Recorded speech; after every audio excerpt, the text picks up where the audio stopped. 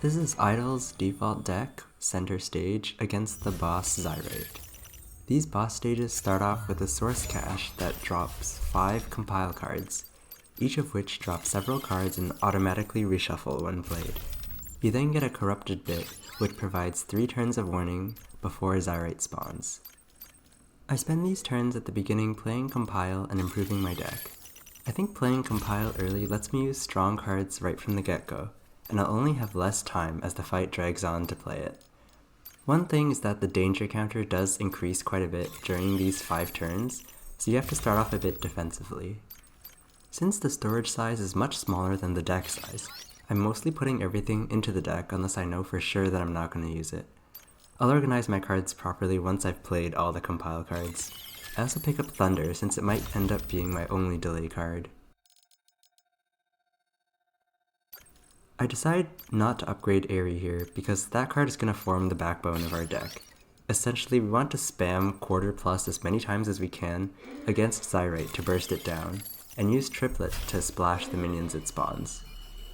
Most of the other cards, like Equalize, Kano, Erica, mainly help us get to the Aerie and quarter plus combo. Now that all the compiles have been played, I edit the deck in storage to just what I need.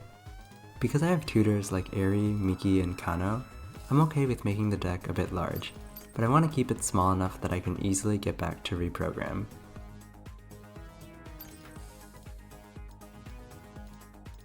The storage contains our situational cards like Rupture and Magic Flare, for when we need a bit of burst damage. It's also important to have at least one reliable card in the storage so that cache hit is always useful. For us, that's going to be the 3rd copy of Aerie. While I take another look at my deck, I'll mention how Zyrite works. He has a passive that deals 1 damage to all of your cards whenever a card is destroyed. It can activate only once per turn, thankfully. He has 2 click abilities as well. One heals all enemy cards by 5 HP and adds a counter to Zyrite. The other spawns 2 fragments with 4 attack and 2 HP each, with bonus max HP equal to the number of counters on Zyrite. At the end here, I decide to pick up Updraft, since it will allow us to use Aerie's ability 1 extra time. Because Aerie's ability only works in the trash, I'll often sacrifice or discard useful cards just so Aerie can pick them up again. It's really important to kill the fragments as soon as possible, since Zyrite will start healing them and they'll start spawning with more and more HP.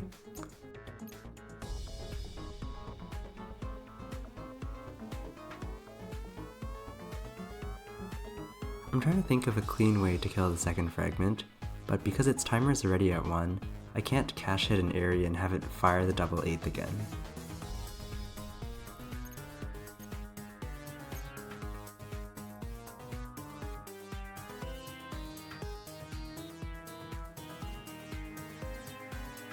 I eventually settle on Thunderclap, but I realize that it's too awkward to use.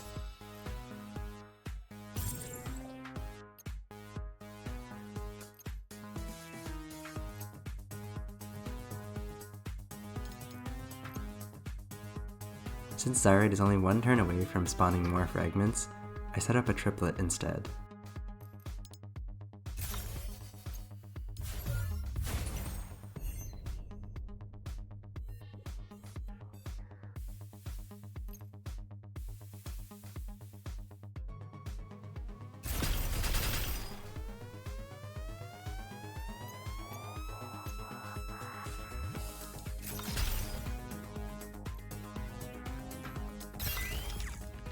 I'm hoping for a cache hit here so I can play Magic Flare, but it doesn't come, so I just defend instead.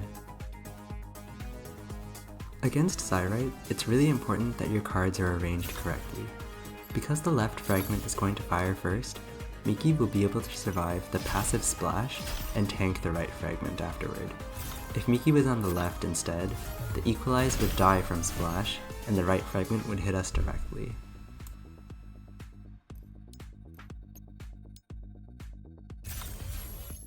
Because the boss scales, we want to be using Kano's and Aerie's abilities as much as possible to save turns, rather than playing the notes manually.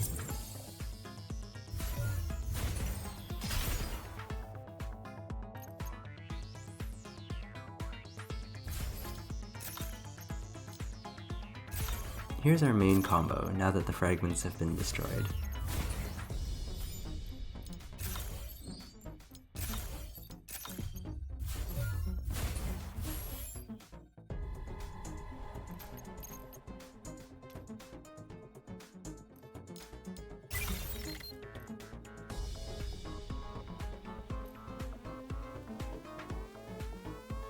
Delaying Zyrite when he's alone is also very powerful, since it means he scales slower.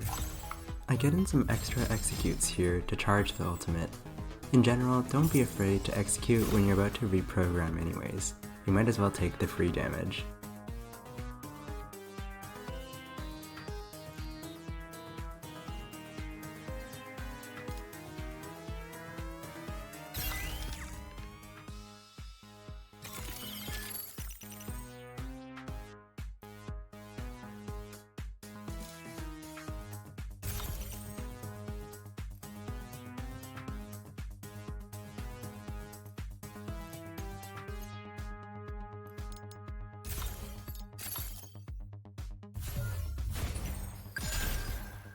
Idol's ultimate lets us pick up cards that are on the table already, which means we can activate their on-play abilities again.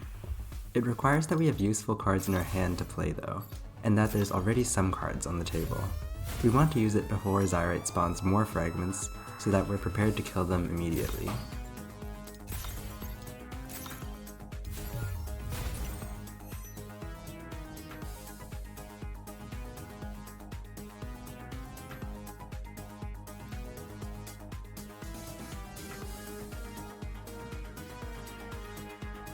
Although Miki can play the double 8th that's about to come up, we don't know where Zyrite's gonna spawn the fragments yet.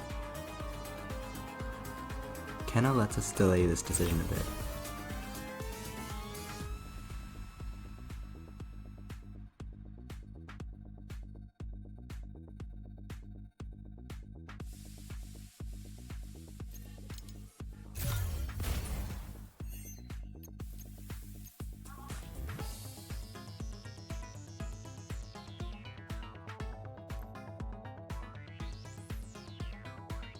I catch myself almost forgetting to use Kano's ability.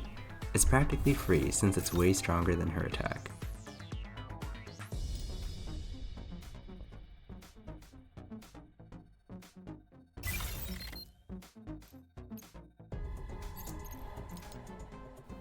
The fragments are getting close to attacking, so I get in one more triplet before reshuffling.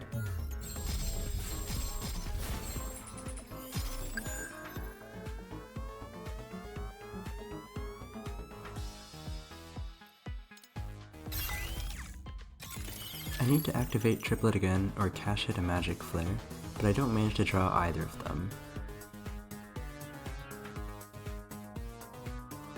Kenna lets me draw the cash hit, but it seems like I'll need her to tank the fragment since there isn't enough time.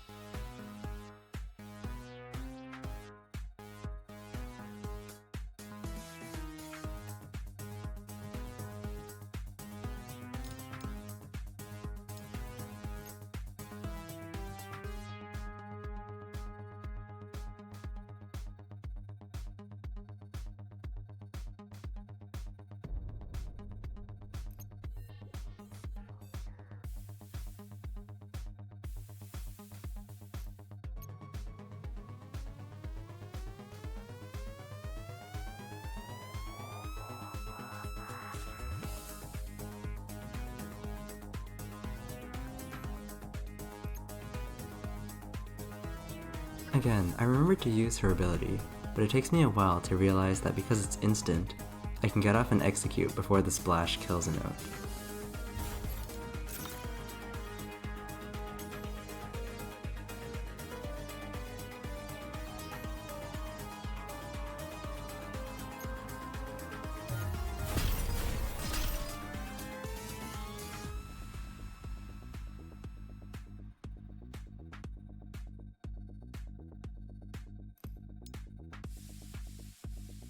The second fragment is in an annoying spot, so I just decide to attack Zyrite while waiting for more fragments to spawn.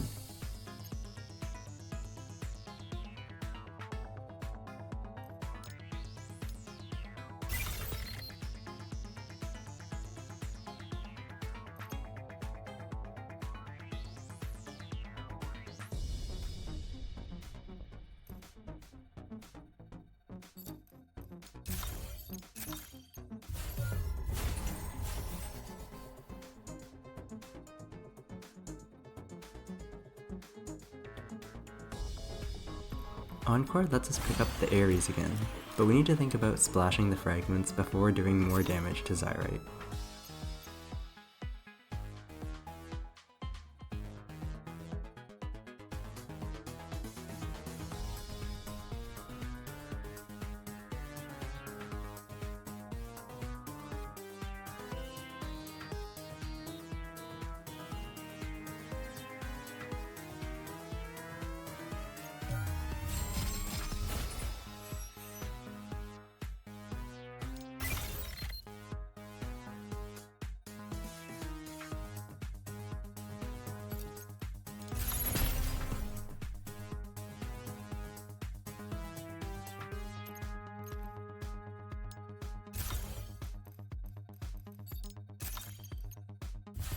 Thankfully, we have just enough time for that.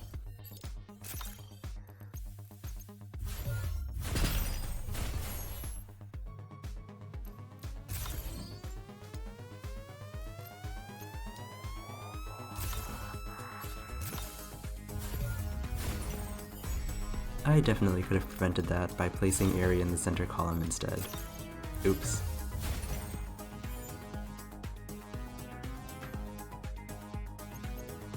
It's looking pretty good from here though, since Zyrite isn't planning to spawn more fragments anytime soon, and I can outdamage his heal.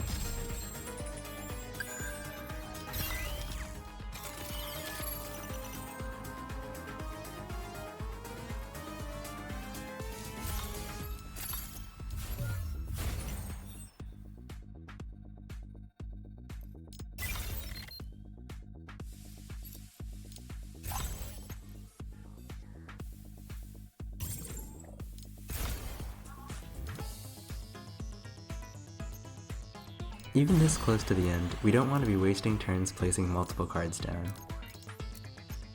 I also realized that I can activate Erika's ability by arranging the cards correctly.